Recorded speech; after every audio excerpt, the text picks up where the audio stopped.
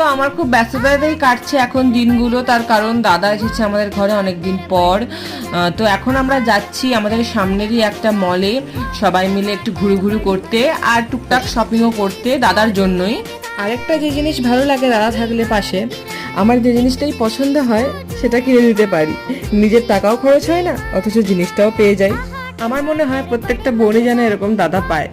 যাই হোক, আমরা পৌঁছে গেছি মলে। আগে পেট পুজো করে ফেললাম ওখানেরই সামনে একটা ক্যাফে থেকে, নাম দেশি স্ন্যাক্স। ওখান থেকে অর্ডার করলাম একটা ফিশ ফিঙ্গার আর দুটো ভেজ স্যান্ডউইচ। ফিশ ফিঙ্গারটা এখানে আমাদের বেশ ভালো লাগে, আগেও আমি খেয়েছি, পিওর ভেটকি দিয়েই তৈরি হয়। তারপর সব থেকে হাস্যকর যে ব্যাপারটা, গেলাম দাদার জিনিসপত্র কিনতে, কিন্তু দাদার জিনিসপত্র পেলাম না বলে আমি আর মা জিনিসপত্র কিনে নিয়ে চলে এলাম। ওই যে বললাম দাদা গেলেই যা হোক কেনা যায়। তারপরে আর কি, ফেরার পথে পেট আর মন দুটোই ঠান্ডা করলাম। আর তোমরা চ্যানেলটা সাবস্ক্রাইব করো। টাটা, সবাই ভালো থেকো।